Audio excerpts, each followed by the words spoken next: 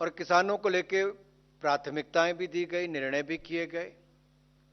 और आज भी गन्ना किसानों को उचित मूल्य मिले तो 1 अक्टूबर 2023 से 30 सितंबर 2024 तक की अवधि में चीनी मिलों के द्वारा गन्ने किसानों को उचित मूल्य मिले, उसमें बढ़ोतरी की गई है।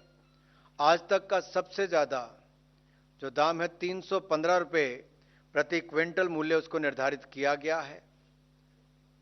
ये गन्ने के मूल्य का भुगतान चीनी मिलों द्वारा सीधे तौर पर किसानों को किया जाएगा और ये कृषि लागत और मूल्य आयोग CACP इसके द्वारा पहले स्टेट से, स्टेक होल्डर से सबसे इनके सुझाव और रिकमेंडेशंस लेने के बाद गन्ने की उत्पादन लागत व अन्य बाय प्रोडक्ट जैसे कि गुड़, गन्ने की खोई इत्यादि की बिक्री से प्राप्त होने वाली राशि, इन सबको उचित प्रॉफिट मार्जिन जैसे फैक्टर्स को ध्यान में रखते हुए तय किया जाता है।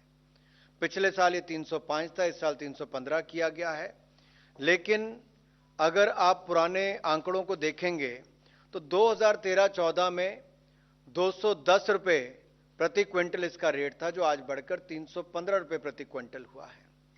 2013-14 में कुल प्रोक्योरमेंट हुई थी तो 57,104 करोड़ रुपए की हुई थी, जबकि 2022-23 में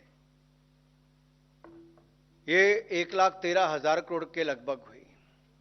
अगर मैं यूपीए के कालखंड की बात करूं, अगर 2004 से 14 की, तो कुल मिलाकर 2,71,204 करोड़ रुपए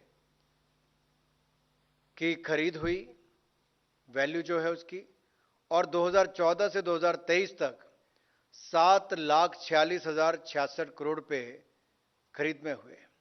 आपको याद होगा उस समय के अगर परिदृश्य आप देखें, गन्ना किसानों को सड़कों पर रोक लगानी पड़ती थी, नेशनल हाईवे जाम रहते थे, पैसों का भुगतान नहीं होता था। लेकिन आप पिछले कुछ सालों का अगर देखेंगे, पूरा भुगतान किसानों को किया गया है। अगर मैं पिछले 5-6 सालों की बात करूं तो 99.8%, 99.7% इस तरह से भुगतान हुआ है और जो बैकलॉग था वो भी क्लियर किया गया। इसका सबसे बड़ा अगर आप उदाहरण देखें तो कहां फर्क पड़ा है, जो प्रधानमंत्री जी ने कहा कि एथेनॉल को हम अपने क्रूड ऑयल के साथ मिक्स करके पेट्रोल डीजल इसके लिए, तो वहां पर अब ये 10% से ज्यादा हो गया है।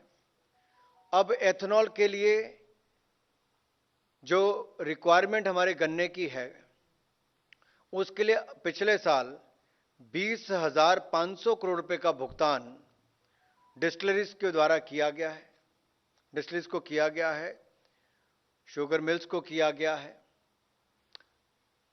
इससे पता चलता है कि अब उनके पास नकद ज्यादा है। पहले उनको स्टॉक रखना पड़ता था और किसानों को पैसा नहीं देते थे। आज ये फायदा हुआ है कि जहां एक और आत्मनिर्भरता को बल मिला है, फॉरेन एक्सचेंज कम खर्च हुआ, उतना क्रूड ऑयल हमें कम मंगवाना पड़ता है और एथेनॉल सेक्टर के ग्रोथ को भी इससे बल मिला है।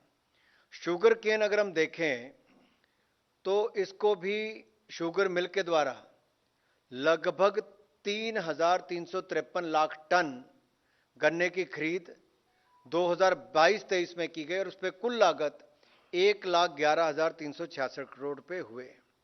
तो मैं ये बदलाव जो भारत सरकार के कारण आया है, समय पर मूल्य भी निर्धारित किए, एथेनॉल के क्षेत्र को बल भी दिया, शुगर मिल्स के पास पैसा ज्यादा इन हैंड रहा और हमारी जो वर्किंग कैपिटल की रिक्वायरमेंट है, क्योंकि उतना स्टॉक अब गन्ने का नहीं रखना पड़ता, तो उसमें भी सुधार हुआ है।